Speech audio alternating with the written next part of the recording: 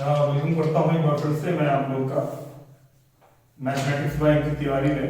तो अभी तक हमारी सिमिलरिटी के 4 पार्ट आ चुके हैं। This is the last part जिसके अंदर मैं क्वेश्चन डिस्कशन करूंगा। करीब 20 से 25 क्वेश्चन होंगे, तो ये सेशन थोड़ा लंबा जाएगा क्योंकि क्वेश्चन कराने हैं मुझे। तो आप लोग पूरा देखिएगा, सारे क्वेश्चन बहुत इंपॉर्टेंट हैं, इन्हीं टाइप के क्वेश्चन आते हैं और मैं उम्मीद करता हूँ कि सिमिलरिटी में क्वेश्चन आएगा तो उससे बाद कुछ नहीं आएगा।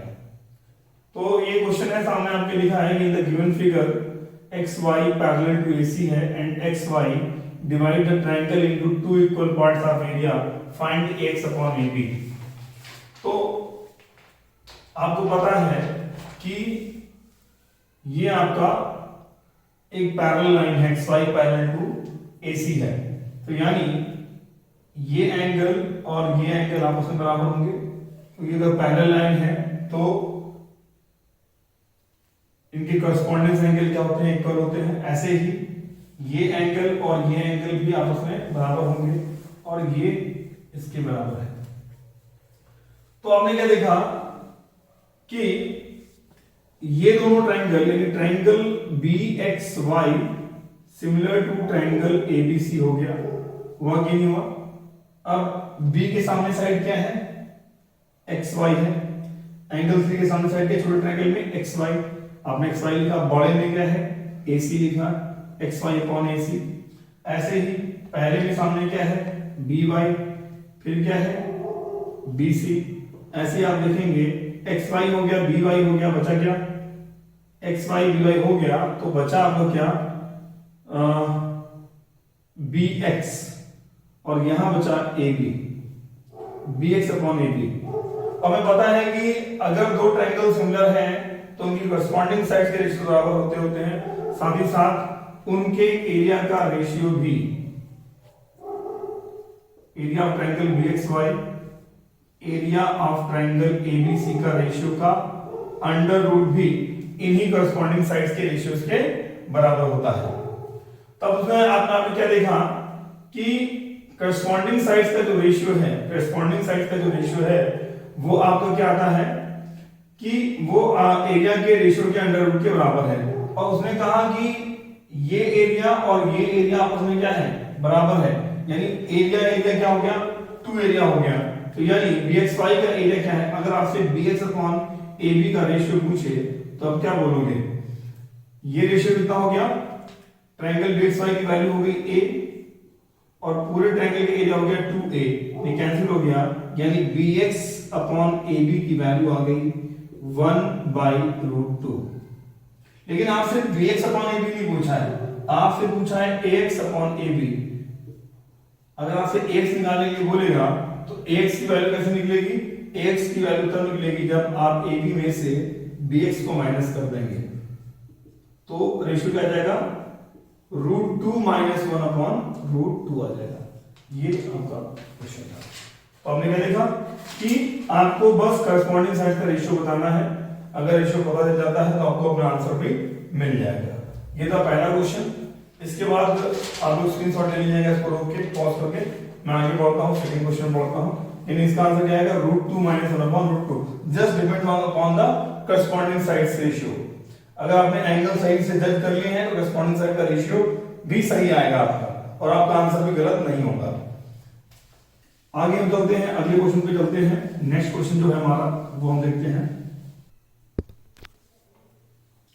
ये सेकंड क्वेश्चन है आपका कि देखिए फिगर गिवन है आपको, 2 सर्कल हैं, एक दूसरे टच कर रहे हैं और ये कॉमन टेंजेंट है ADE।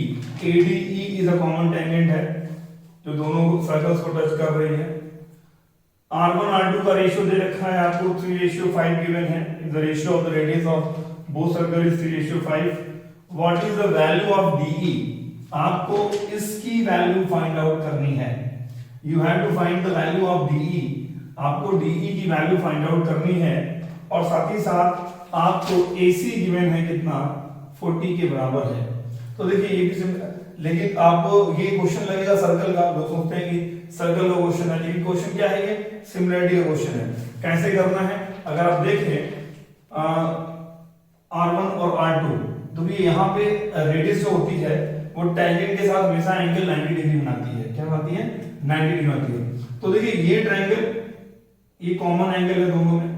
तो अगर देखेंगे ट्रायंगल ADE कहीं ना कहीं, ट्रायंगल ADB कहीं ना कहीं सिमिलर टू है ट्रायंगल AEC के सिमिलर है ना। Triangle ADB similar to triangle AEC है। कैसे?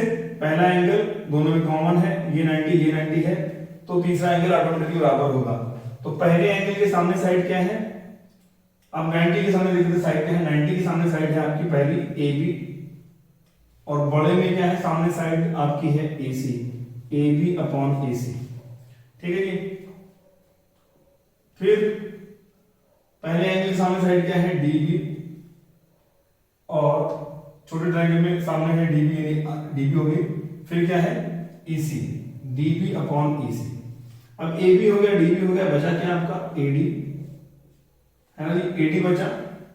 फिर AC हो गया, EC हो गया, बचा क्या आपका? AC EC हो गया, तो बचा आपका AE। तो देखिए R1, ये DB अपॉन EC क्या है? R1 अपॉन R2 तो है। अगर आप देखें तो ये वैल्यू R1 अपॉन R2 बराबर है, किसके वैल्यू बराबर होगी? 3/5 के बराबर होगी। यानी इन सब का रेशियो भी 3/5 के रेशियो के बराबर है। तो यानी अगर आप देखें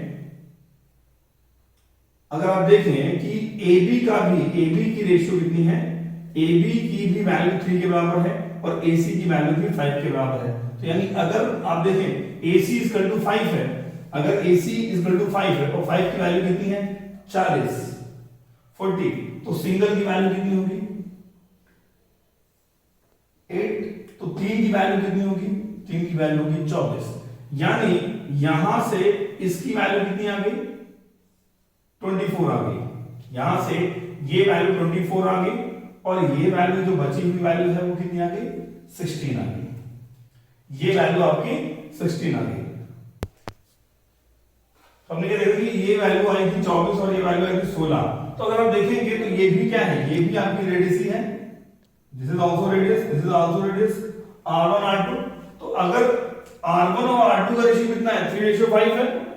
अगर R1 R2 का रेशियो जो है वो 3:5 है, तो R1 प्लस R2 कितना आएगा? R1 प्लस R2 बराबर 8, और 8 की वैल्यू कितनी है? 16, यानी 8 इक्वल टू 16। अगर 8 की वैल्यू 16 है तो 1 की वैल्यू कितनी होगी? 2। तो यहां से रेडियस कितनी आएगी? 6, और यहां से रेडियस कितनी आएगी? यहां से रेडियस आ जाएगी आपकी 10। यानी R1 की वैल्यू 6 आ गई और R2 की वैल्यू क्या आ गई? 10। अब आपको निकालना है D, तो या तो आप पाइथागोरस थ्योरम लगा दें, पाइथागोरस थ्योरम से ये हाइट निकाल लें, या तो ये हाइट निकाल लें। अदरवाइज DE क्या है? DE आपकी डायरेक्ट कॉमन टेंजेंट है।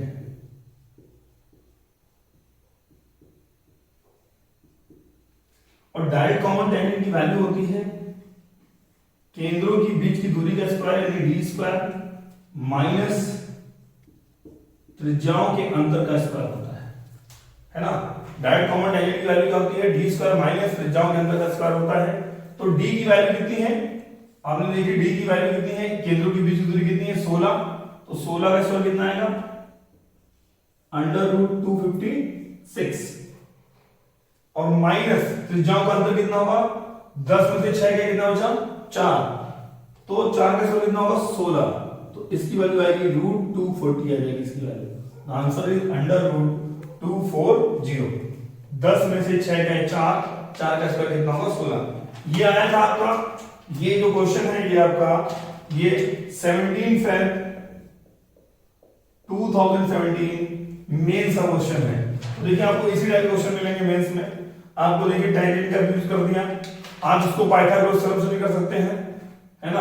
पाइथागोरस थ्योरम से आप इसकी हाइट निकाल लें, आप a की वैल्यू निकाल लें, क्योंकि ये 6 है, ये 24 है, ये 10 है, ये 40 है, आप इसका अंतर निकाल सकते हैं।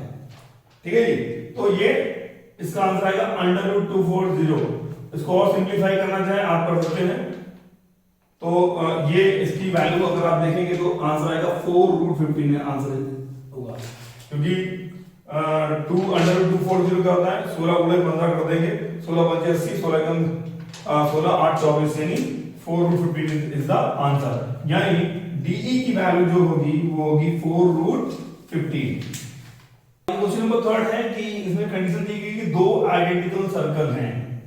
They are given two identical circle, आपको दो आइडेंटिकल सर्कल गिवन है जिसमें रेडियस गिवन है 4 है, ये इसके टेंजेंट है और ये टेंजेंट है जो कट कर रही है, ऐसे आपने देख ही रहे हैं, है ना। और आपको आरक्यू की वैल्यू फाइंड आउट करनी है। ये भी आया था आपका 17 Feb 2017। लोग सोचेंगे सर्कल का क्वेश्चन है ना, आप भी सोचेंगे कि सर्कल का क्वेश्चन है, लेकिन ये कहीं ना कहीं क्वेश्चन किसका है, ये क्वेश्चन भी आपको कहीं ना कहीं सिमिलरिटी का लगता है। अब कैसे करेंगे इसको हम लोग देखते हैं कि सिमिलरिटी कैसे लगानी है और कैसे हम इसे सॉल्व करेंगे, ये आपको देखना है। अब देखिए कि अगर हम यहां पर इसके परपेंडिकुलर ड्रा करते हैं, क्या करते हैं, परपेंडिकुलर ड्रा करते हैं, तो ये दो ट्रायंगल बनेंगे। देखिए इन दोनों, एक ट्रायंगल क्या है आपका, triangle A P S similar to triangle R Q P, होगा कि नहीं होगा, ट्रायंगल आरक्यूपी हो जाएगा। अब देखिए रेडियस कहीं ना कहीं हमेशा 90 डिग्री में आती है, टेंजेंट के ऊपर 90 डिग्री बनाएंगे। अब देखिए दोनों में कॉमन एंगल क्या है, ये 1 दोनों में कॉमन एंगल है। तो आप क्या देखिए छोटे ट्रायंगल में सामने साइड क्या आ रही है, छोटे ट्रायंगल में सामने साइड आ रही है एएस, बड़े ट्रायंगल में सामने साइड क्या आ रही है आरक्यू, एएस एंड आरक्यू होगी। फिर देखिए 90 डिग्री में सामने साइड क्या आ रही है, अगर आप 90 डिग्री देखेंगे तो सामने साइड आ रही है आपकी आरपी, 90 डिग्री में सामने साइड आ गई आपकी आरपी आ गई। और फिर देखिए आप 90 डिग्री में आरपी आ गई।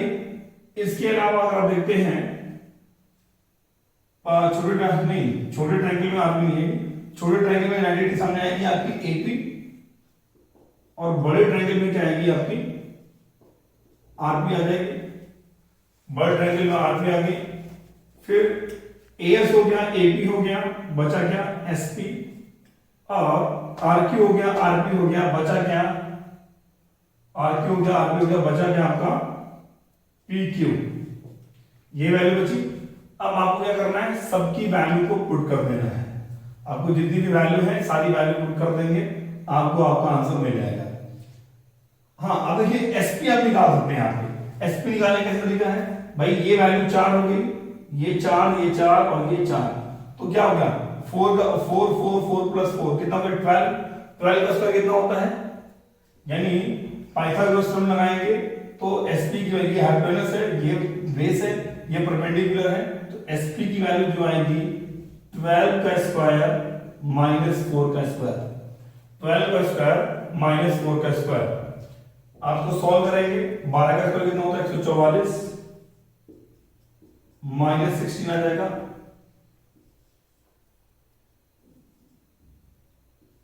128 आया, इसकी वैल्यू आ गई √128। तो इसे लिखते हैं 16 से 16 × 128 और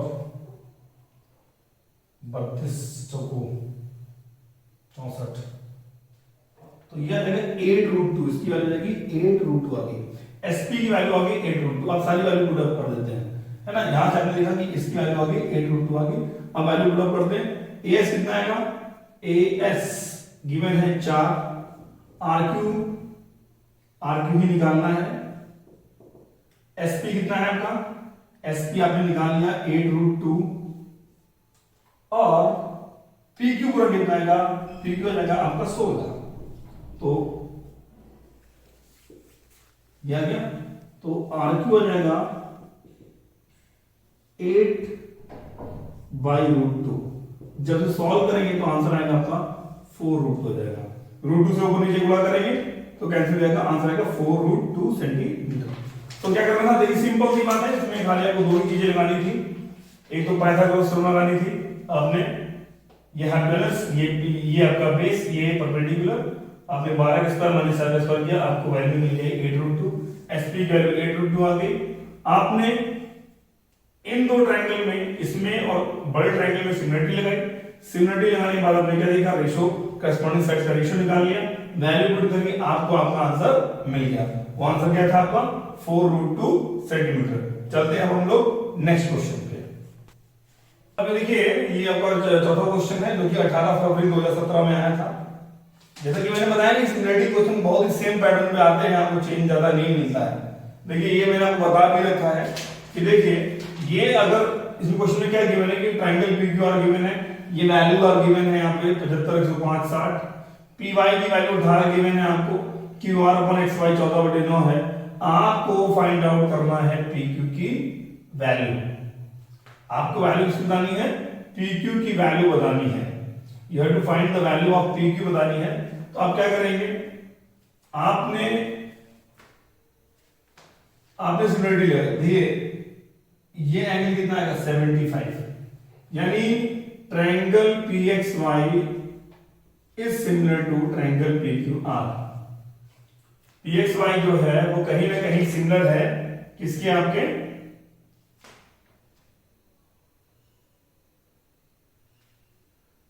है ना, PXY सिमिलर है ट्रायंगल PQR के। 75 कॉमन है आपका, 75 इसमें भी है, 75 इसमें भी है। अब एक चीज बताइए, 75 के सामने साइड क्या है, यहां पे साइड है PX, 75 के सामने साइड क्या है PX, और यहां पे साइड क्या है PR, 75 के सामने साइड है PR। आपने फिर देखा यहां पे साइड कितनी है, अगर आप यहां पे देखते हैं ये दोनों में कॉमन एंगल हो गया, सेकंड एंगल कॉमन हो गया, इसके सामने साइड क्या है XY, और बड़े में सामने साइड क्या है QR। PX हो गया, XY हो गया, बचा क्या PX, XY हो गया, आपका बचा क्या PY। ठीक है जी। अब इधर देखिए PR हो गया, QR हो गया, बचा क्या आपका PR हो गया, QR हो गया, बचा क्या आपका PQ। अब देखिए QR upon XY 14/9 है, तो XY upon QR कितना होगा 9/14 हो जाएगा, ये हो जाएगा। अब आप देखिए PY इज गिवन, PY की वैल्यू कितनी है 18, पूछा क्या है आपसे PQ पूछा है, तो 9 2 का 18, और यहां से PQ की वैल्यू कितनी जाएगी 28। This is your answer. तो जस्ट क्या है, आपको सिमिलरिटी लगानी है और वैल्यू पुट कर देनी है, आपको ज्यादा सोचने की जरूरत इसमें नहीं है। फिर से पढ़ देते हैं, QR upon XY गिवन था 14/9, PY 18 था। 75 अगर ये 105 है, ये 75 है, तो ये एंगल भी 75 होगा। एक लीनियर एंगल पे बना, लीनियर पेयर एंगल जो होते हैं वो उनका सम 180 होता है, तो ये 75 हो गया। तो आपको पता है ये एंगल बराबर हो गया, दूसरा कॉमन एंगल हो गया। आपने सिमिलरिटी प्रूव करी, रेशियो निकाला, करस्पॉन्डिंग साइड का रेशियो निकाला, वैल्यू पुट करी, आपको आंसर मिल गया। चलते हैं नेक्स्ट क्वेश्चन पे, क्वेश्चन नंबर 5 पे।